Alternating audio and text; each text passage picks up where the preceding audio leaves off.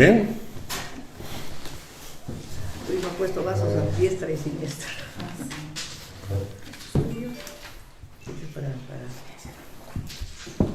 Juan capítulo 1. Y nos vamos llegando al final. Ya vamos terminando el capítulo 1 de Juan. ¿Y el estudio es todo Juan o solamente el capítulo 1? Todo Juan. Ah, ok. No, creo que falté a esa clase. Ya. Bueno, vamos a orar para que el Señor nos guíe. Señor, gracias por esta oportunidad. Tenemos la alternativa de estudiar tu palabra. Es importante para nosotros acercarnos a ella. Erramos cuando ignoramos las Escrituras, cuando menospreciamos tu palabra. Aquí estamos, oh Dios, para aprender de ella. Guía nuestro corazón, guía el estudio, para que realmente tu palabra nos enseñe. En el nombre de Jesús. Amén. La última porción de Juan que nos toca estudiar es Juan desde el versículo 35 hasta el versículo 51. Del versículo 35 hasta el 51. Son 16 versículos. 35, ¿no? Desde el versículo 35 hasta el versículo 51. ¿Okay?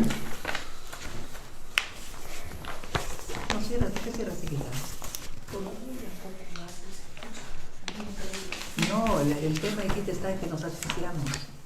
Yo tengo calor. Acá no hay problema, chiquita, de ruido con la gente. De verdad. Bien. Entonces vamos a leer desde el versículo 35 hasta el 51. Y esta porción tiene 3 secciones, ¿no? O 3 partes. Así que pongan atención para que ustedes me digan cuáles son las 3 secciones en las que está dividida esta porción de la Biblia. El siguiente día, otra vez estaba Juan y 2 de sus discípulos, y mirando a Jesús que andaba por allí, dijo: He aquí el Cordero de Dios. Le oyeron hablar los 2 discípulos y siguieron a Jesús. Y volviéndose Jesús y viendo que le seguían, les dijo: ¿Qué buscáis? Ellos le dijeron: Rabí, que traducido es maestro, ¿dónde moras? Él les dijo: Venid y ved. Fueron y vieron dónde moraba, y se quedaron con él aquel día, porque era como la hora 10:00. Andrés, hermano de Simón Pedro, era uno de los 2 que habían oído a Juan y habían seguido a Jesús. Este halló primero a su hermano Simón y le dijo: Hemos hallado al Mesías, que traducido es el Cristo. Y le trajo a Jesús. Y mirándole Jesús le dijo: Tú eres Simón, hijo de Jonás. Tú serás llamado Cefas, que quiere decir Pedro. El siguiente día quiso Jesús ir a Galilea y halló a Felipe y le dijo: Sígueme. Y Felipe era de Betsaida, la ciudad de Andrés y Pedro. Felipe halló a Natanael y le dijo: Hemos hallado a aquel de quien escribió Moisés en la ley, así como los profetas, a Jesús, el hijo de José de Nazaret. Y Natanael le dijo: ¿De Nazaret puede salir algo bueno? Le dijo Felipe: Ven y ve. Cuando Jesús vio a Natanael que se le acercaba, le dijo a él: He aquí un verdadero israelita en quien no hay engaño. Le dijo Natanael: ¿De dónde me conoces? Y respondió Jesús y le dijo: Antes que Felipe te llamara, cuando estabas debajo de la higuera, te vi. Respondiendo Natanael y le dijo: Rabí, tú eres el Hijo de Dios, tú eres el Rey de Israel. Y respondió Jesús y le dijo: Porque te dije, te vi debajo de la higuera, ¿crees? Cosas mayores que estas verás. Y le dijo: de cierto os digo, de aquí en adelante veréis el cielo abierto y a los ángeles de Dios que suben y descienden sobre el Hijo del Hombre. Muy bien. ¿Qué porciones pueden ustedes encontrar en este texto que hemos leído? ¿Cómo podríamos dividir este texto? Yo lo divido en 3 porciones o en 3 temas. ¿Ustedes? Bueno, yo, a ver, no sé, diga. Jesús llama a sus primeros discípulos. Ok.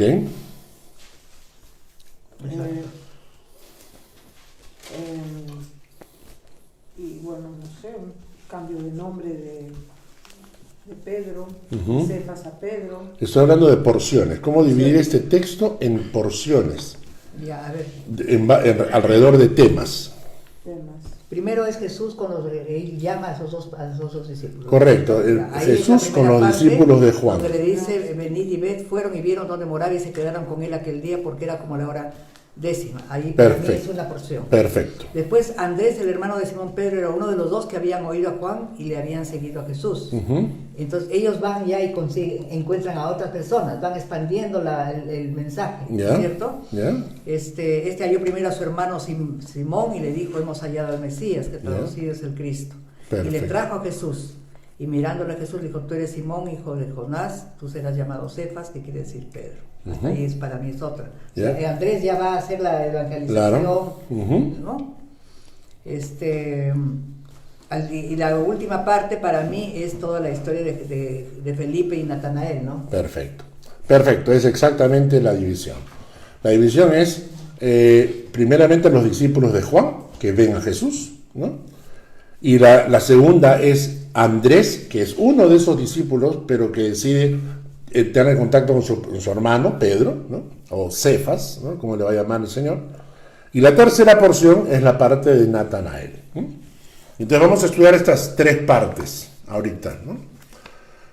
La primera es del versículo 35 hasta el versículo 39.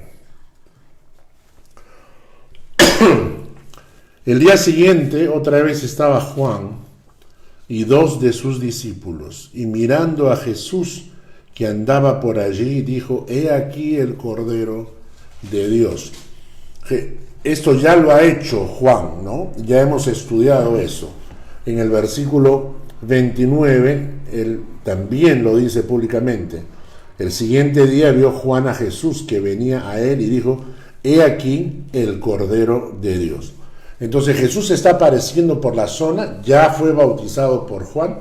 Jesús lo vuelve a ver y lo vuelve a señalar.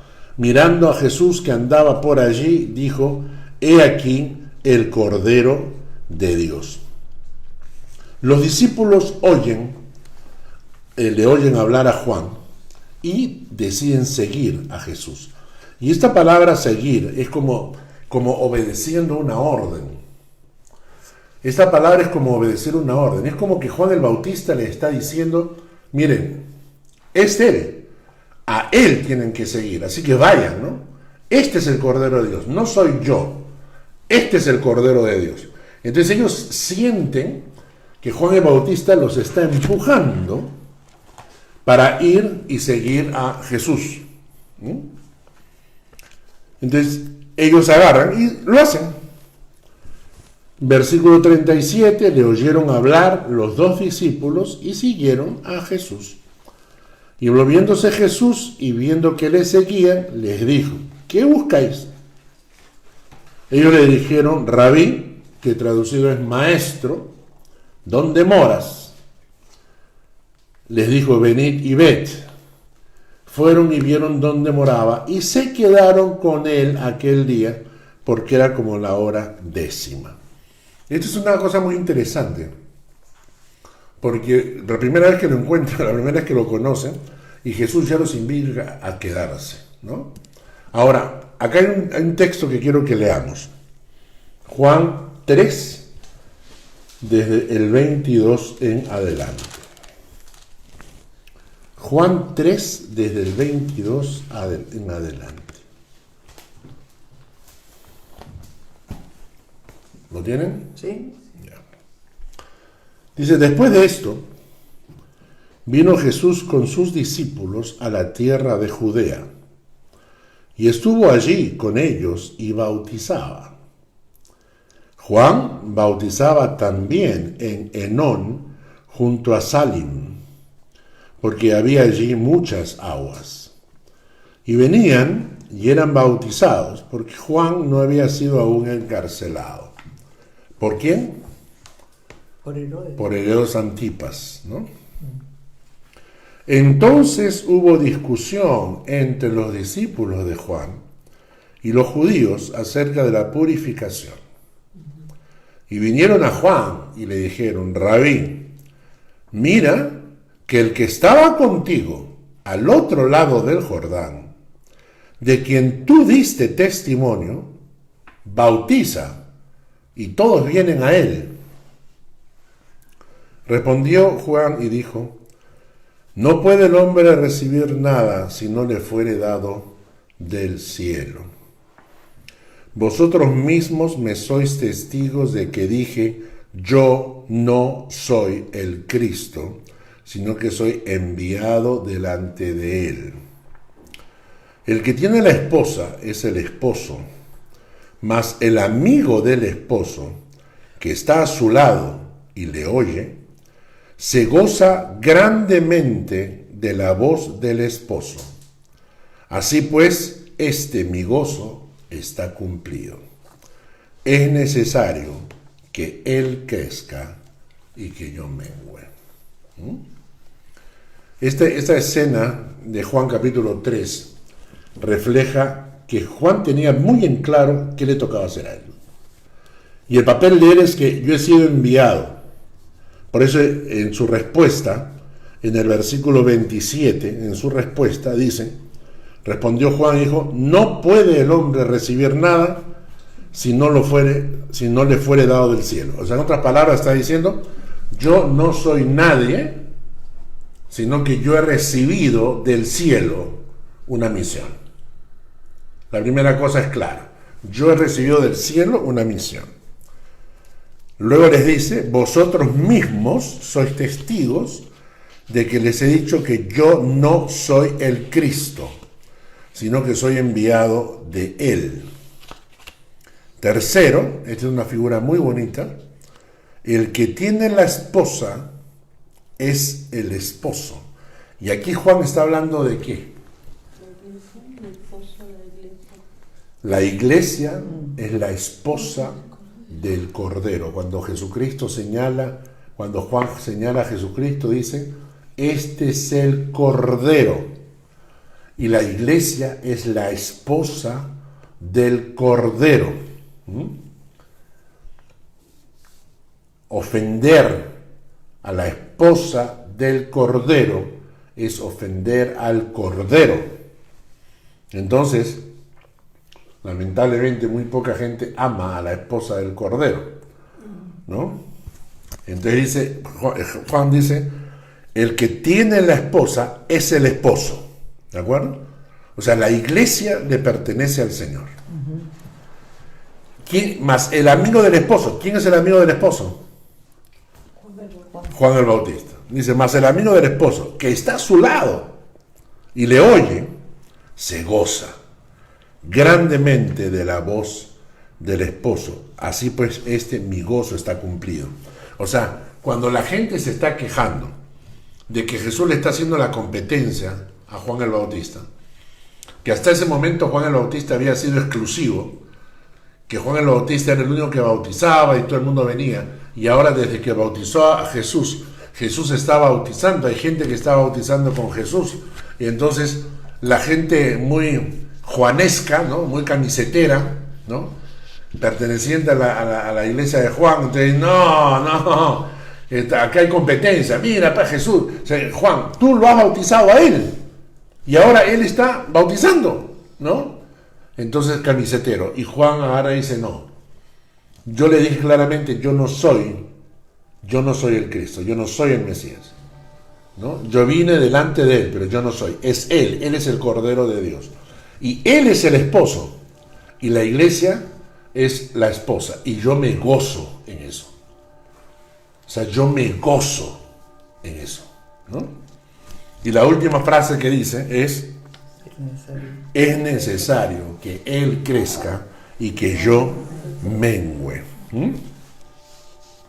Es necesario que Él crezca y que yo mengüe. ¿Se sabía cuánta gente lo seguía a Juan el Bautista? No se sabe. Entonces es más o menos la función de Juan el Bautista que nos quiere aclarar él, es más o menos una cosa así. ¿Qué? Es decir, Juan el Bautista agarra y dice, este es el Cordero de Dios. Este. Entonces la gente viene y lo que él hace es ese. Vayan a él. Ese es. O sea, señalar a Jesús como el centro, como el objetivo. A él tienen que seguir, ¿no? Acá en el versículo 27, cuando le dicen, en el 26 le dicen, ¿no?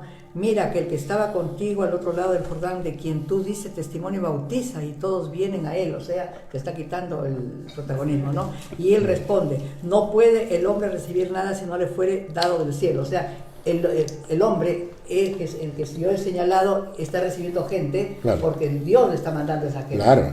¿No es cierto? Eso es. Y claro. Ahora, esto es muy interesante porque siempre en el fondo de nuestro corazón, la soberbia humana, el humanismo. Sí, ese corazón que tenemos que quiere el orgullo, ¿no? Entonces, en el fondo queremos ser reconocidos, queremos que más que se reconozca a Jesús. Claro. Entonces hay cierta competencia, ¿no? Muchas veces entre las iglesias hay cierta competencia y a veces es una competencia aparentemente inocente, pero encierra carne, ¿no? Recuerdo en Lima, ¿no? Había algún tipo de actividad conjunta, ¿no? Entonces había un día deportivo, un día algo así, donde íbamos a Pueblo Libre y había como un tipo de kermés, así, ¿no? Que se vendía comida, un festival, ¿no? En la parte de atrás, en la canchita de fulbito que había atrás. Y llegaba la gente del INSE, pues. Camiseta pura. Y la gente que llegaba del INSE, y iban a jugar el partido contra la gente de Pueblo Libre, ¿no es cierto? Entonces, yo recuerdo clarito ahí que había esa sensación, o sea, era la misma iglesia, mismo Señor, mismo bautizo y todo, pero había ¿no? Yo soy de allá, o sea, y ustedes, no, sí, ustedes son de allá, sí, porque... Yo soy de Apolo, yo soy de... Exacto, y se daba, ¿no? Recuerdo que una vez se iba a empezar el partido, y un partido fulbito ahí, y uno de los pastores voltea y le dice al equipo, ¿no? A su equipo, le dice, hermanos, no se olviden, más bienaventurado es dar que recibir, ¿eh? Y empieza el partido. Tuvimos que parar el partido. Tuvieron que parar el partido. Toda la carne. Tuvo que parar el partido, no sé quién estaba arbitrando, trajo a todo el mundo al medio a orar a ella, porque se estaban dando, pero uy. Perdieron toda la espiritualidad. Lucho Wong estaba jugando en ese partido, me acuerdo, estaba también este muchacho que jugaba fútbol, que llegó a ser pastor, Joaquín Alegre, ¿no? Joaquín Alegre. Bueno, murió. Pero entonces, murió Joaquín Alegre. ¿De qué? ¿No es que Joaquín murió de cáncer hace unos años? No sabía. Creo que sí. De repente ya lo mataste. Ya lo mató, ya. Por favor, confirmen lo que estén escuchando. Bueno, de acuerdo, entonces, eso es algo con lo cual uno tiene que luchar, porque en el fondo siempre aparece esta soberbia, ¿no? Y hay una soberbia escondida, por ejemplo, cuando viene la visita, cuando viene una visita de afuera, un pastor, lo que sea, tú en el fondo esperas que la gente venga a la iglesia, que la iglesia esté llena para dar esa imagen de que todo está yendo bien. Si llegas a la iglesia y hay 3 o 4 gatos, tú te sientes avergonzado, ¿no? En la iglesia, etc. Entonces, en el fondo hay esta lucha. Y Juan el Bautista es la enseñanza, ¿no? O sea, nunca te olvides de apuntar a él. Es él. Él es la cabeza. Nosotros, cuando yo renuncié en el año 93, y nos fuimos con Lucy, estuvimos un tiempo fuera, estuvimos en Corea, de ahí regresamos, aprovechamos para visitar iglesias. Y recuerdo que visitamos una iglesia, y ¿qué había pasado? el pastor se para adelante en la iglesia y dice lo siguiente, ¿no? Tenía una junta directiva ahora. Y él ahora dice, delante del púlpito, ¿no? Dice, yo fundé esta iglesia. De aquí no me saca nadie. Porque yo fundé esta iglesia, yo soy el fundador. ¿Ahora dónde está él? Sí, ahí con su iglesia. Y entonces, Parece que resultó. y entonces sale, y bueno, cuando termina la predica, yo le busco, le voy a hablar del tema. Le dije, oye, él me dijo, no, es difícil, Carlos, yo no puedo dejar la iglesia y viajar, porque cuando viajo la asistencia disminuye, ¿no? Entonces yo le dije, quizás porque estás sembrando una iglesia alrededor de ti. Porque no puedes decir, yo fundé esta iglesia y aquí no me saca nadie, porque es el Señor el que fundó su iglesia por medio de Jesucristo y no nosotros. Entonces, no, es que tú eres muy conservador en esas cosas, ¿no? O sea, pero este concepto, ¿no? Entonces, Juan el Bautista siempre tiene esta visión. Él señala, es necesario que Él crezca y yo mengue, ¿no? Y que no importa si nosotros menguamos y no llegamos a ser ni famosos. Yo he visto pastores como luchan por levantar su estatus, ¿no? Yo recibo a cada rato mensajes de pastores en el extranjero que dicen, hermano, el Señor me ha hablado y tengo que viajar a Suiza para predicar el Evangelio y si usted quiere puedo ir a su iglesia a bendecirla, ¿no? Entonces, ustedes tienen la oportunidad de recibirme. Tienen la oportunidad de recibirme. Después hay gente, por ejemplo, que ellos mismos se promueven a sí mismos. Y ¿sabe qué? Posiblemente mucha de esta gente llega a escalar. Porque ellos se venden a sí mismos, son buenos vendedores. Entonces se venden a sí mismos. Y se marketean y van subiendo, ¿no? Y a veces yo me pregunto si es así como funciona el Evangelio. Hay una vez, me acuerdo que estábamos nosotros sentados en Niedergösen y me recibe una llamada telefónica. Hermano pastor, ¿qué tal? Sí, hemos escuchado de su iglesia, qué bendición. Estamos haciendo una gira por acá por Europa, vamos a pasar por Suiza. Y entonces estamos listos para pasar por su iglesia y no, etcétera, ¿no? Y entonces yo le dije, yo no le conozco a usted, ¿quién es usted? O sea, yo no tengo ni idea de quién es usted. No, hermano, usted sabe que uno es el evangelio. No, le dije, no funciona de esa manera. Ah, bueno, ya, está bien entonces. Pero usted tiene una lista de pastores que me pueda dar para llamar. Estaban queriendo sorprender. Claro, ¿no? Entonces es gente que no entendió. O sea, hay gente que se vende a sí misma y está bien que lo hagan mientras puedan, pero yo no creo que así sea el Evangelio. Creo que el Evangelio es claramente el mensaje de Juan el Bautista. Los enviados son enviados. Claro. El mensaje de Juan el Bautista. Él es el Mesías. Él es el Mesías. Solos y les va pésimo. Bien. Vamos a la parte de Pedro. Me encanta esta parte cuando Andrés llama a Pedro. Este es el versículo 40 al 42. Son 3 versículos nada más. Andrés, el hermano de Simón Pedro, era uno de los 2 que habían oído a Juan y habían seguido a Jesús. Este halló primero a su hermano Simón y le dijo, hemos hallado al Mesías, que traducido es el Cristo, y le trajo a Jesús. De los 2 discípulos de Juan el Bautista, solo aparece el nombre de Andrés.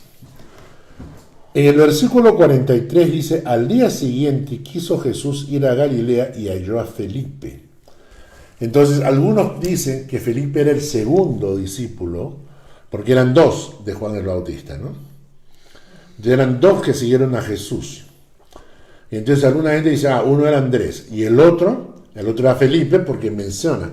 Pero Jesús dice, al día siguiente se encontró con Felipe. O sea que Felipe no podría ser, porque si no se habría encontrado con Felipe el primer día, ¿no? Algunos creen que Felipe es el segundo. Otros creen que el segundo discípulo es el mismo Juan.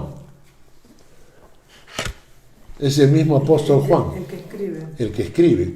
Porque esta historia no aparece en ningún evangelio. solamente en el Evangelio de Juan. ¿Quién se lo contó? ¿De dónde lo sabe? ¿Ok? Pero no importa quién es el segundo discípulo de Juan. Lo importante es que en el corazón de Andrés se procesa lo que se conoce como el evangelismo natural. En el corazón de Andrés ocurre el evangelismo natural. Cuando Andrés, en el versículo 40 dice, Andrés, hermano de Simón Pedro, era uno de los dos que habían oído a Juan y había seguido a Jesús. Este halló primero a su hermano Simón y le dijo, hemos hallado al Mesías, que traducido es el Cristo. Y la palabra Cristo significa ungido. ¿Ya? El Mesías, el Cristo, el ungido. Mesías tiene raíz hebrea. Cristo, raíz griega. Entonces, cada vez que decimos Mesías o decimos Cristo, estamos diciendo lo mismo. ¿Ok? Cuando decimos Jesús el Mesías, estamos diciendo Jesús el Cristo o Jesucristo. En hebreo se dice Yeshua ha-Mashiach. Yeshua ha-Mashiach. Jesús el Mesías. Yeshua se escribe Y-E-S-H-U-A.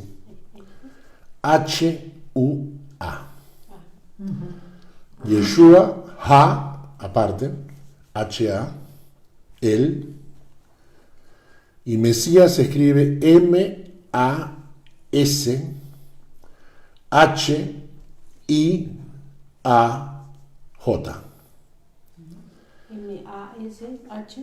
I-A-J. Y eso significa Jesús el Mesías. Yeshua HaMashiach, Jesús el Mesías. O Jesús Cristos. Jesús el Cristo o Jesucristo uniéndolo. Pero Mesías significa enviado y Cristo ungido. Mesías significa enviado, ungido. ¿Ah? Ungido. ¿También ungido? Mesías significa Cristo, significa ungido, no enviado. O sea, Mesías y Cristo son ungidos. La misma cosa. Ah, ya, pero en hebreo y griego. ¿Y enviado? Apóstol. La palabra enviado. ¿Ok? Ahora, y aquí me hace pensar en lo siguiente, ¿no? Y me hace recordar a mi época, ¿no? Dice, Andrés entra en contacto con el Mesías y queda tan impactado que lo primero que hace es ir a buscar a su hermano y traerle para que conozca al Mesías, ¿no? Y esta es la forma más natural de evangelización. Cuando yo me acuerdo de esto, me pregunto, ¿qué fue? ¿Qué pasó con nosotros en aquella época? ¿No? En aquella época nosotros vivíamos una situación muy especial, ¿no? Nosotros vivíamos una intensidad del primer amor. Y esto es interesante porque cuando tú llegas a la iglesia y tratas de que la gente evangelice, es como forzarles a hacer algo que no quieren.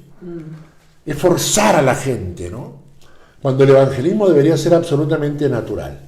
Y esto para mí es una de las claves, ¿no? Jesús fue muy claro en la misión que nos dio a los discípulos. Nos dijo, id y evangelizar a todo el mundo. Pero hay un desgano, hay un cansancio, hay un desinterés en la evangelización de la mayoría de creyentes. Ya no sienten la urgencia y hasta tienen vergüenza de hacerlo. Yo recuerdo que no solamente en Young Life, ¿no? Es decir, nosotros tuvimos cuando Dieter, el fundador de Young Life, sale para Estados Unidos. Éramos un grupito pequeño, ¿no? Habíamos tenido estudios bíblicos, éramos 7 jóvenes estudiando la palabra, y de repente él sale. Y nosotros invitamos a un grupo y éramos, creo que había unas 10 personas o 12 personas, y de repente cuando él sale, algo hizo el Señor con nosotros, porque cuando él sale se rompió como que había una barrera, había como un bloqueo, ¿no? Cuando él sale, empezamos a evangelizar de una manera increíble. Y recuerdo, las reuniones pasamos de 12 personas, 15, 20, 40 personas, éramos 60, 80 en el lapso de un mes y medio. Llegó un momento en que pedíamos permiso en el edificio para reunirnos en el patio, porque ya en la oficina no alcanzaba, tuvimos que conseguir un local más grande. La forma en que crecíamos, la forma en que tú compartías el evangelio era tan natural. Era el primer amor que estaba llenando tu corazón. De ahí unos años después, un tiempo después, llegamos a la iglesia y comenzamos a involucrarnos con el grupo de jóvenes ahí en la iglesia. Y en la iglesia también había era un efecto, una bola de nieve. Es decir, todo el mundo andaba con folletos en su Biblia, todo el mundo estaba con una intensidad que inclusive en los cultos, los domingos en la mañana, se iba el domingo en la mañana al culto, terminaba el culto, la gente a veces no se iba a su casa, la gente agarraba y se reunían, comían un sanguchito ahí en el rizo, ¿no? Había un combinado con su arroz chofa, entonces, y se iban al rizo ahí, unas empanitas argentinas, una ensalada, una salsita tenía, y bueno, la cosa es que, y después era Plaza San Martín, a predicar, Rafito, Nemesio Rafael, iba a predicar, o sea, y la gente se la pasaba en las tardes predicando en los parques, en las calles, en las plazas, y de ahí regresaba para el culto en la noche. En la noche. Sí, eran todos solteros. Éramos jóvenes, claro. Claro. Pero aparte, pues, o sea, también aparte de la soltería, pues aprovechabas el tiempo, pues. Claro, pues ahí. Aprovechabas el tiempo. Habían contactos, Las redes sociales no existían, pues, era directo. La cosa es que. Pero había esa pasión, o sea, ese amor por el Señor, ese primer amor, ¿no? Y tú desbordabas eso. Y lo hacías de forma tan natural.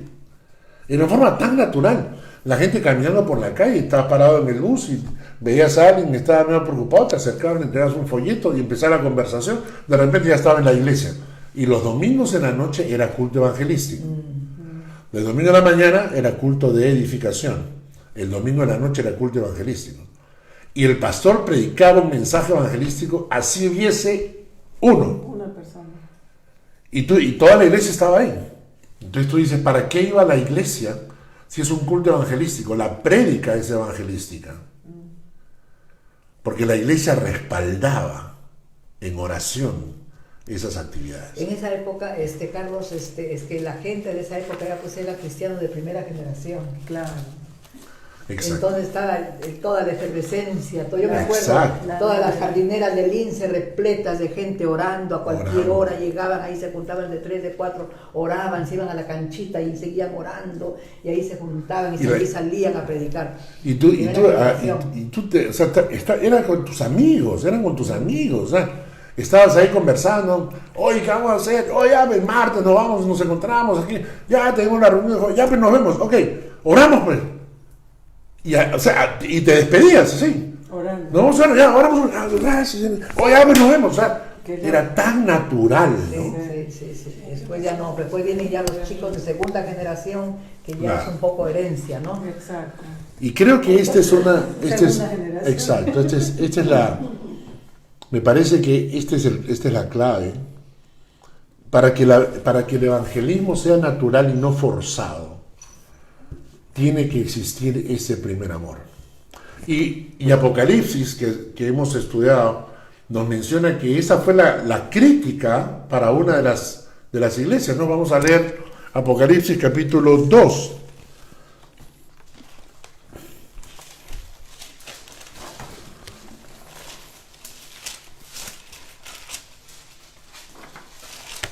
Ahora sí 3 puedo creo que empezar es. a leer.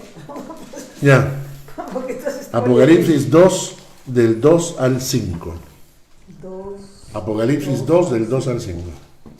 Ok, dice: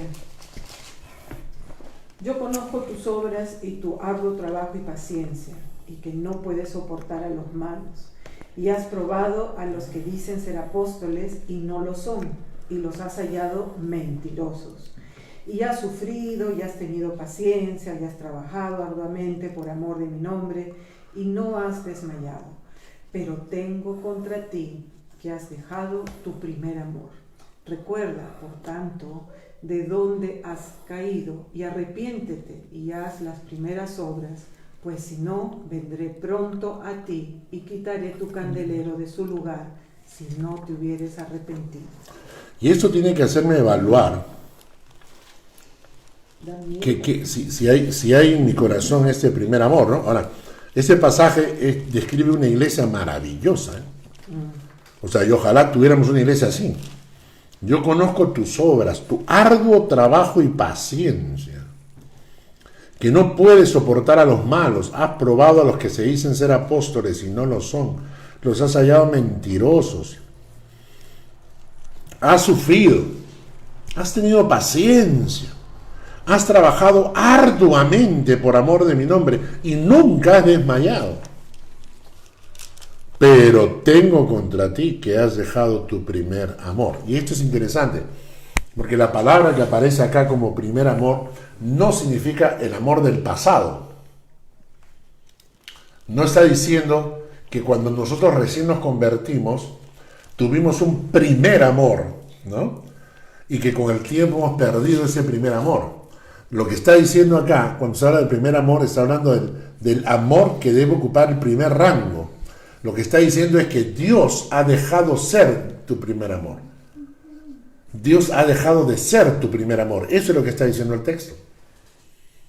Has dejado tu primer amor, has dejado a Dios, que era tu primer amor. Entonces Dios, hay otras cosas que están ocupando el lugar de Dios y ya no ocupa Dios el primer lugar. Y por eso perdemos ese primer amor. Y la advertencia, ¿no? La advertencia: recuérdate, por tanto, de dónde has caído, dice. Has caído. Arrepiéntete. Pídele perdón al Señor. Y haz las primeras obras, pues si no, vendré pronto a ti, quitaré tu candelero de su lugar.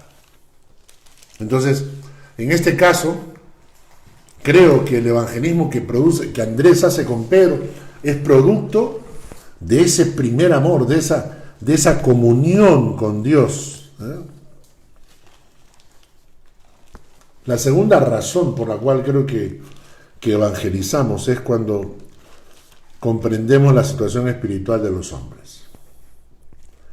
¿Cuál es su situación espiritual sin Cristo? Cuando lo llegas a entender, comprendes entonces por qué razón es necesario evangelizar.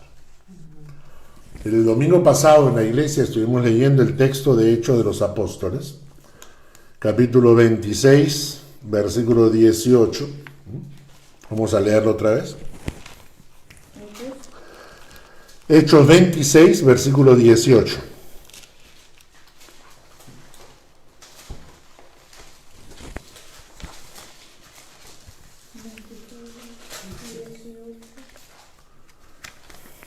Para que les abras los ojos y se conviertan de las tinieblas a la luz y del poder de Satanás al poder de Dios, para que por la fe en mí reciban el perdón de sus pecados y la herencia de los que han sido santificados. Desde la semana pasada hicimos esta lista, ¿no? Para que abra sus ojos, porque la gente está ciega. Para que se conviertan de las tinieblas a la luz. Están viviendo en una burbuja de tinieblas y tienen que convertirse a unas tinieblas de luz. Para que salgan de la potestad de Satanás. Están bajo la potestad de Satanás. Para que pasen a la potestad de Dios. Y para que por un paso de fe en Jesucristo reciban el perdón de sus pecados, porque están en pecado y ese pecado los condenará. Y para que reciban algo de herencia en el cielo, porque no van a recibir nada. Entonces están ciegos, están en una burbuja de tinieblas, están bajo la potestad de Satanás, necesitan recibir el perdón de pecados, no van a recibir ninguna herencia. Esa es la situación de los hombres que Pablo le dice, que Jesús le dice a Pablo, para eso te envío a predicarles, ¿no? Cuando entendemos eso, cuando nosotros decimos, ah, caramba, esta es la situación de los hombres. Esta es la situación de los hombres. Recién ahí nosotros comenzamos a decir, es necesario evangelizar. Esa era la situación de Natanael. Claro. De Pedro y de Natanael. Ahora, les dejo un texto, si alguno tiene tiempo en la semana, porque lo hemos visto antes. Es Efesios capítulo 2, versículos 1 al 10, que es otro texto que nos explica bien la situación de los hombres sin Cristo. Entonces, el primer amor, tener a Dios como primer amor, y entender la situación de los hombres, creo que nos hace ir y evangelizar. Si no tengo pasión por las almas, evangelizar se convierte en una carga, en un lastre. Y ahí tengo que preguntarme, Señor, he perdido mi primer amor, me quiero arrepentir. ¿Sabes por qué? Porque si no vendré y quitaré tu candelero de su lugar. ¿De acuerdo? Bien. Ahora sí, dice el versículo 42, Juan 1:42. Juan 1:42.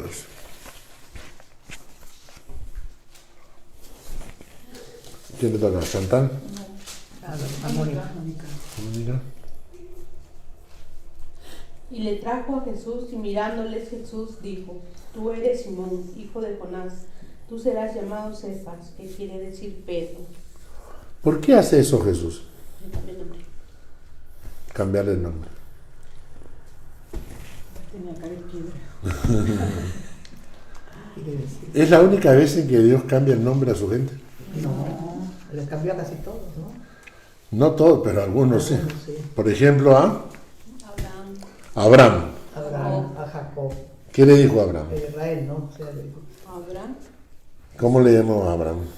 Abraham, Tú eres Abraham y ahora te llamarás Abraham, A Sara también, ¿no? que significa padre nacido. Es a Sara. a Sara también le cambió. A Sara también. Ya no sé, ella se llamaba Sarai y le cambió por Sara. A Jacob le cambió por Israel. Israel. Y hay un texto que quiero que leamos, está en Apocalipsis 2:17. Bueno, Jacob,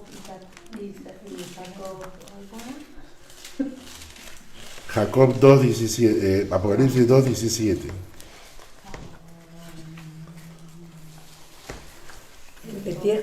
¿Ya lo tienen? Sí. Apocalipsis 17. Ya. El que tiene oído, oiga lo que el Espíritu dice a las iglesias. Al que venciere, daré a comer del maná escondido, y le daré una piedrecita blanca, y en la piedrecita escrito un nombre nuevo, el cual ninguno conoce sino aquel que lo recibe. Interesante, ¿no? La piedrecita blanca. Que Dios nos va a dar una piedrecita blanca Con nuestro nombre. y con un nombre nuevo, Ya no me voy a dar Mónica. ¿no? El que tiene oído, oiga lo que el Espíritu dice a las iglesias. Al que venciere, daré a comer del maná escondido y le daré una piedrecita blanca. ¿Al que venciere qué, Carlos? Si la lucha ya fue ganada. A ver, vamos a leer capítulo 2 de Apocalipsis, vamos a leer. Ahí está. Al que vence todo, pues todas las tentaciones, el que logra llegar al final de la carrera. Apocalipsis 2:17. No, pues tú tienes que mantenerte, si no te mantienes te sales del camino. ¿Y qué dice acá? Dice, No te da piedrecita, te da un chicote. Un piedrón. Te da una fogatita. el mensaje es a la iglesia de Pérgamo. Usted le dice, escribe al ángel en la iglesia en Pérgamo, el que tiene la espada aguda de 2 filos, dice esto. ¿Por qué utiliza la expresión la espada aguda de 2 filos? Porque está hablando de la palabra de Dios, Claro, que es cortante, ¿no? ¿no? ¿Y por qué habla de la palabra de Dios? Porque el problema de Pérgamo eran las falsas doctrinas.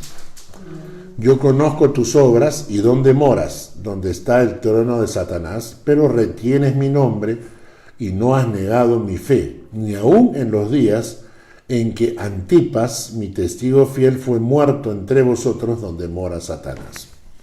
Pero tengo unas pocas cosas contra ti, que tienes ahí a los que retienen la doctrina de Balaam, que enseñaba a Balac a poner tropiezo ante los hijos de Israel, a comer de cosas sacrificadas a los ídolos y a cometer fornicación. Y también tienes a los que retienen la doctrina de los nicolaitas, o sea, la doctrina de Balaam, la doctrina de los nicolaitas. Por tanto, arrepiéntete, pues si no, vendré a ti pronto y pelearé contra ellos con la espada de mi boca. El que tiene oído, oiga lo que el Espíritu dice a las iglesias, al que venciere, ¿no es cierto? O sea, hay una lucha, hay una batalla contra falsas doctrinas, te están diciendo arrepiéntete de ese mal camino. Vencer las falsas doctrinas. Claro. Entonces, arrepiéntete, y si te arrepientes y obtienes victoria, entonces Dios te dará, ¿no?, tu piedrecita. Ahora, ¿por qué el cambio de nombre? ¿Cuál es el objetivo del cambio de nombre? Eres una nueva persona. La nueva criatura. La idea básicamente es que después del contacto con el Señor, eres una persona completamente nueva, totalmente nueva, tanto que tu nombre cambia. Y nosotros sentimos eso. Ahorita lo acabamos de sentir. Cuando leímos este texto, que recibimos una piedrita con un nuevo nombre, la primera reacción es, pero ese no soy yo. ¿Cierto? La primera reacción que es, ese no soy yo. Porque yo soy Carlos, pero, o sea, yo quiero seguir siendo Carlos. O sea, no, pues, o sea, imagínate. Ya no te llamas Carlos, ya. Ahora te vas a llamar Pedro. No, Roberto. Pero yo no soy Roberto. No, es que tu identidad. Y eso es lo que quiere hacer Jesús. Jesús quiere mostrar que hay una identidad nueva en el encuentro con Él. Y le dice a Pedro eso, ¿no? Entonces, Pedro, a partir de ahora, tú tienes una identidad nueva. Porque su nombre era Simón. Y dice, ahora te vas a llamar Cefas, aunque también traducido es Pedro.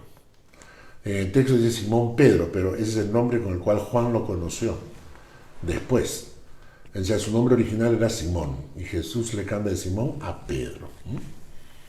Entonces, el primer contacto de Pedro con Jesús. Simón.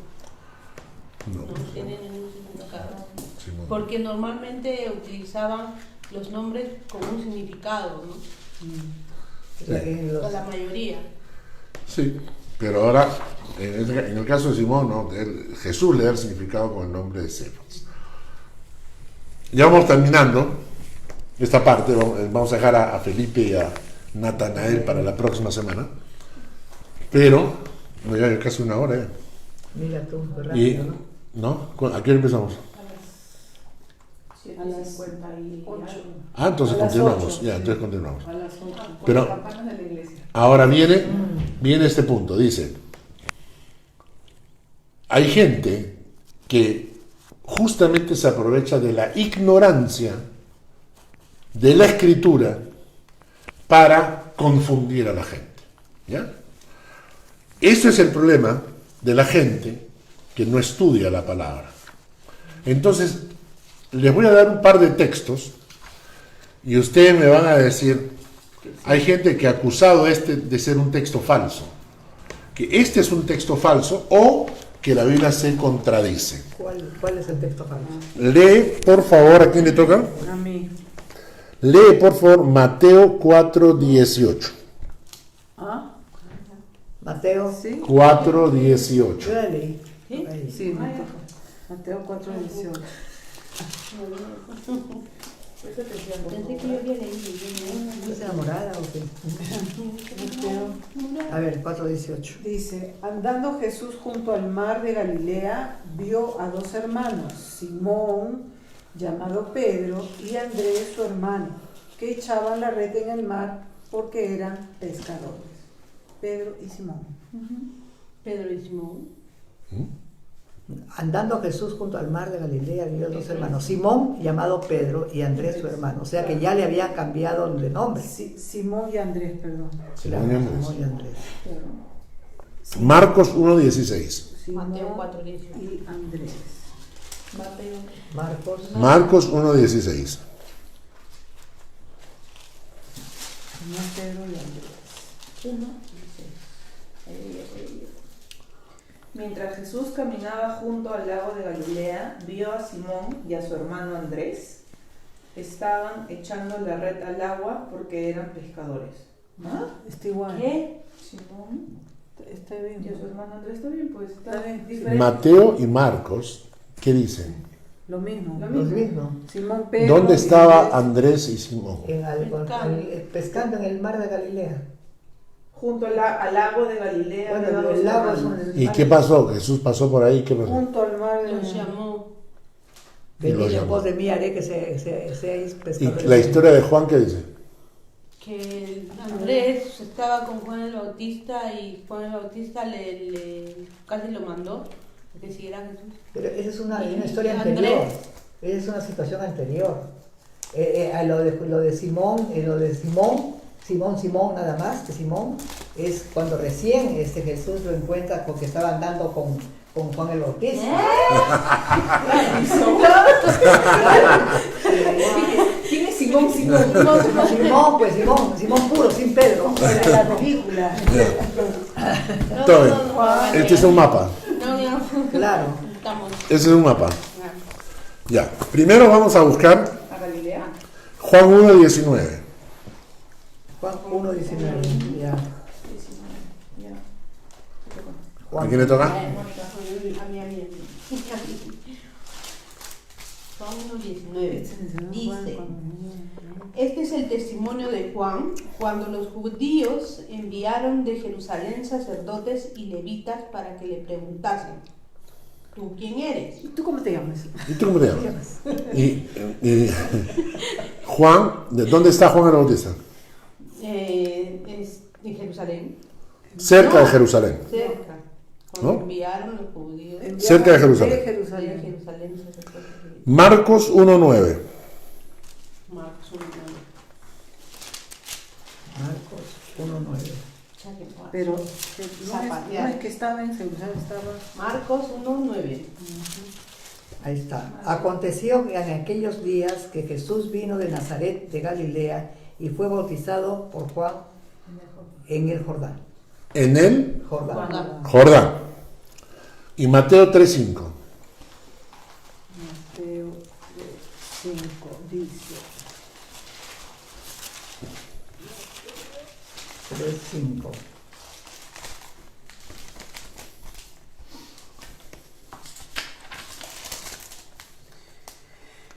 Y salía a él Jerusalén y toda Judea y toda la provincia de alrededor del Jordán. Muy bien. Agarren el mapa, Jordán. Ya. hagan un círculo alrededor de Judea. Judea. Acá. El verde. Exacto. El verde. Alrededor del nombre de El Judea. nombre. Acá está el nombre acá. Sí. Muy bien. Marquen ahora Jerusalén. Acá está. Dentro del verde también. Reconozcan cuál es el río Jordán. Acá está. A la derecha. Muy bien. Él dice entonces que la gente de Jerusalén y de Judea iban a buscar al Jordán. Entonces, marquen en alguna parte del Jordán, hagan una bolita como esas de Google, una bolita roja o lo que sea, un punto, donde digan, acá estaba Juan el Bautista bautizando. En el ¿Ya? río Jordán. Dentro del verde, me imagino. No, si estaba en el río. Él bautizaba en el río. Claro, pero cerca al área verde. ¿De acuerdo? Jericó. Entonces, si nosotros vamos a Juan, y volvemos a Juan, al capítulo 1,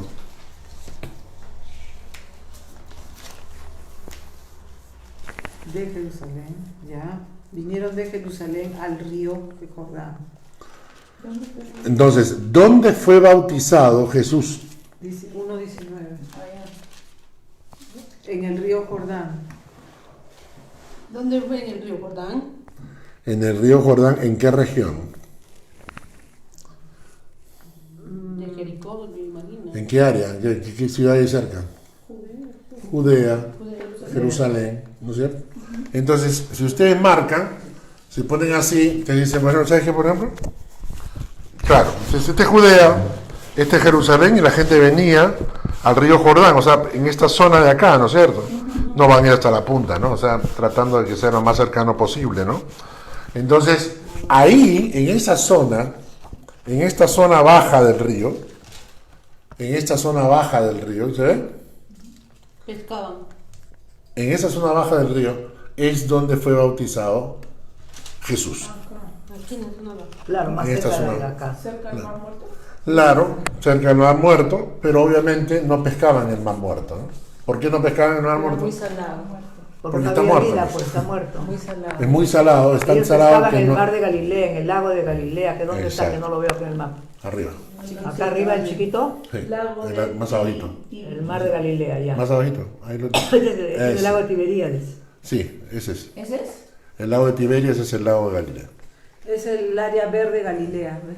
Sí. Ahora, ¿entienden? Entonces yo marco, en Juan dice que Jesús vino a bautizarse. ¿En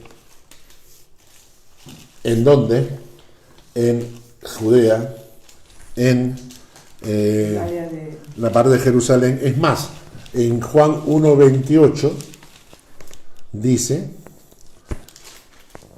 Estas cosas sucedieron en Betábana, al otro lado del Jordán, donde Juan estaba bautizado. Ahí Muy está, bien. de Tábara, ¿no? ¿Dónde está Betábana. Betábana? No sale en el mapa. es muy chiquita la letra, no se lee. Pero, ¿entendieron dónde queda? Claro. ¿No? Muy bien. Ahí, Andrés y Pedro tienen su primer encuentro con Jesús. Ahí tienen su primer encuentro. Es decir, Juan, el Bautista, estaba en esa zona. Andrés era uno de sus seguidores. Andrés ve a Jesús cerca del Jordán, ahí por Jerusalén en Judea. Llama a Pedro y se lo presenta a Jesús. Y Jesús los mira a los dos y lo mira a Simón y le dice: a partir de ahora te llamarás Cefas. Pero no les hace ninguna invitación. Solamente le pone un sobrenombre, ¿no? Le pone un segundo nombre a Simón, ¿no? Ahora, ¿Y por qué le pone un segundo nombre? porque le está indicando que a partir de ahí su vida va a cambiar. Pero todavía no había cambiado. No, recién han entrado en un primer encuentro. Pero el pasaje que leyeron ustedes, Mateo 4:18, ¿alguien que lo lea otra vez? Simón, Pedro y Andrés. Mateo 4:18. Andando Jesús junto al mar de Galilea, vio a dos hombres, Simón llamado Pedro y Andrés su hermano, que echaban la red en el mar, porque eran pescadores. Entonces, ¿y ahí qué les dijo? Y les dijo: Junto al mar de Galilea. venid en pos de mí y os haré pescadores de hombres. Y es ahí cuando les hace el llamado. Nada. Entonces, en Juan es el encuentro, es el primer encuentro, pero ahí es cuando hacen el llamado. ¿Mm? Algunos han querido ilustrarlo igual que nuestras vidas, ¿no? Algunos de nosotros tuvimos un encuentro con el Señor, pero luego recibimos un llamado del Señor. Y lo que hace Jesús es, se encuentra con Andrés y Pedro, que ya los conoce, porque los conoció en el Jordán. Pero ellos lo siguieron. Claro, ellos tenían que pescar en el lago de Galilea, porque en el lago Y dice... me quise por acá, sí. Claro. Entonces cuando Jesús pasa y los ve pescando, ya los conoce, pero a partir de ahora le dice: venid en pos de mí, que yo los voy a hacer a ustedes pescadores de hombres. Y ahí entran recién a formar parte del equipo que va a acompañar a Jesús en su ministerio. ¿Mm? Entonces, en Juan capítulo 1 es el primer encuentro, y en Mateo Es el llamado. es el llamado, ¿no? Y lo que ustedes encuentran ahí como el lago de Tiberias, Es el Galilea. Tiberiades, Ese es el mar de Galilea, ese es el mar Claro, de esa Galilea. zona de Galilea, pues, se llama. Entonces yo lo puse así, ¿no? Acá se bautizó Jesús y acá en el lago de Galilea hizo el llamado Claro. a Andrés y a Pedro para seguirle. ¿Y cuántos kilómetros habrían desde acá? Porque dice que ellos estaban en Betania, cerca de Betania, ¿no? Betábara. Sí, son más o menos 120 kilómetros. Y todo se va a caer a patita. Así es. ¿Patita o no había burro o caballito? No, por el río Jordán, pero con botecito. Ah, como ¿Tres? botecito. Ah, un ¿Había catamarán. botes? Claro. Ah, sí, pues eran pescadores, ¿no? Peque, peque. Peque, peque. Más o menos son unos 120 kilómetros. ¿no? ¿Ok? Entonces, estos son los primeros, o sea, el primer encuentro que tienen. Ahora, el segundo encuentro que van a tener es con Felipe y con Natanael. La diferencia es que a Felipe le hace la invitación de inmediato. En el versículo 43 dice, en Juan 1:43, dice, el siguiente día quiso Jesús ir a Galilea y halló a Felipe y le dijo, sígueme, sígueme.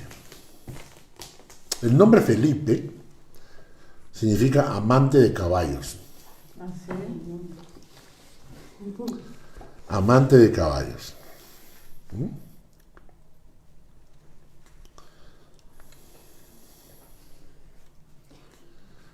¿En qué? ¿En hebreo? En griego. En griego. Amante de caballos. Ahora, la Biblia menciona que hay 3 Felipes. Algunos dicen que hay 4. Pero yo estuve estudiando y me parece que con 3 me satisface. Es suficiente, mucho pueblo ya. ¿No el eunuco es este? ¿Ah? No, ese es el ¿Es otro. otro? Claro. Este Felipe, a este se le conoce como Felipe el Apóstol. El apóstol. Ah, ya. Este es Felipe el Apóstol. Y el Felipe del Eunuco Ese es el negro. se le conoce como Felipe el Evangelista. Ah, el evangelista. Pero bien. Se le llama Felipe el Evangelista. Hay cuadros inclusive de ellos. ¿Y de dónde vienen otros Felipes? Herodes. Yo encontré que Herodes tenía un hijo que se llama Felipe, que era el esposo de Herodías.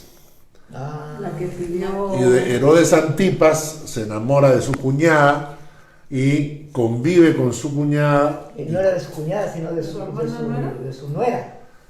Sí, la esposa del hijo. No, A ver, Herodes el Grande. ya. Herodes el Grande tiene varios hijos de diferentes mujeres. Ajá. Entre esos hijos Hay otro. tiene a uno que se llama Felipe y a uno que se llama Herodes Ah, ya, Antipas. ya. Hermano.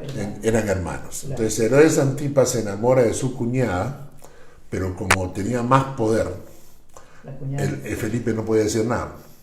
Si Felipe abría su boca, este lo mandaba a matar. Entonces calladito nomás tuvo que atracar que se llevara a su mujer.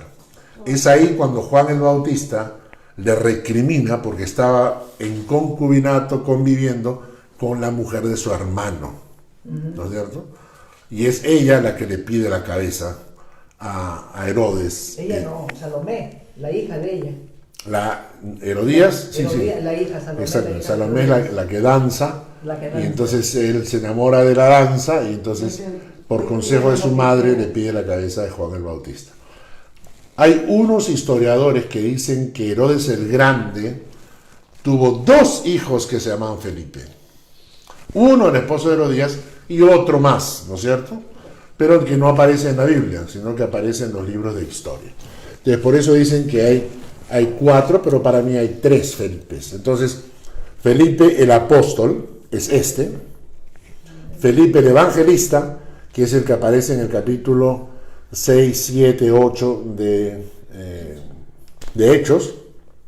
Felipe es uno de los elegidos, cuando hay el problema de las mesas.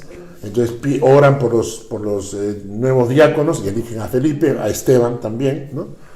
Entonces ese Felipe es el Felipe el evangelista. Tiempo después, cuando Pablo está ya en uno de sus viajes, pasan y se hospedan en la casa de Felipe el evangelista, que tiene 4 hijas que son profetisas, ¿no? Y se hospedan con él, y las hijas también estaban en el ministerio. Entonces, cuando se habla de Felipe, y a veces mencionamos un nombre en la Biblia, y esto pasó el otro día, el domingo, ¿no? Cuando les mostré los diferentes Herodes, a veces Herodes se te queda en la cabeza, y ya no sabes qué Herodes hizo qué cosa y quién es el otro Herodes. ¿Por qué para? No, sí. O señalamos a un Herodes nada más. Claro, al Herodes. Claro. Al primer Herodes. El primer Herodes que mató a los niños, que vivió muchos años. El que vivió 700 años. Pero es interesante, ¿no? Porque entonces tenemos Felipe el apóstol, Felipe el evangelista, Felipe el hijo de Herodes. Estudiamos a Ananías. Tenemos al Ananías que habló con Pablo, que lo mandan a Ananías a encontrarse con Pablo. Tenemos a Ananías y Zafira, el que trató de mentir al Señor. Tenemos a Ananías, el sumo sacerdote, que le pegó a Pablo y Pablo lo insulta, ¿no? Tu pared blanqueada, le dice, ¿no? Etcétera, etcétera. Y tenemos a Ananías, que era uno de los 3 amigos de Daniel, que se enfrentan a Nabucodonosor y lo meten al foso de los leones. Entonces, a veces cuando estudiamos la Biblia, esto es importante. Agarras un nombre, a ver, investiguemos, preguntemos quién es este, y te van a aparecer todos los nombres, todas las personas que aparecen en la Biblia que utilizan ese nombre, ¿no? En la vida real también ocurre lo mismo. Claro. No sé si ustedes saben, pero uno de los mejores papas que existen en la Iglesia Católica es considerado Juan XXIII. Inclusive en el Perú tenemos una urbanización que lleva su nombre, ¿no? Un colegio, creo. Juan XXIII es un papa que hizo muchas reformas al interior de la Iglesia Católica, ¿no? Sí, pues. Pero él recibió ese nombre a propósito, porque hubo otro Juan XXIII, que fue la cosa más podrida que hubo en la Iglesia Católica. Entonces eligieron a uno nuevo y le dieron el mismo nombre para chancar la historia del anterior. Así que cuando estudiamos la Biblia, los nombres también son importantes para saber con qué nos estamos localizando, zonas también, ¿no es cierto? ¿De acuerdo? Bueno, ahí vamos a quedar, la próxima semana ya vamos a continuar con Felipe y Natanael. Muerto de vamos a orar. Al estilo elegante, merci, merci, gern geschehen. Vamos a orar. Señor, gracias por este estudio y gracias por esta palabra. Bendícenos, Señor, con ella en tu nombre. Amén. Amén. Muy bien.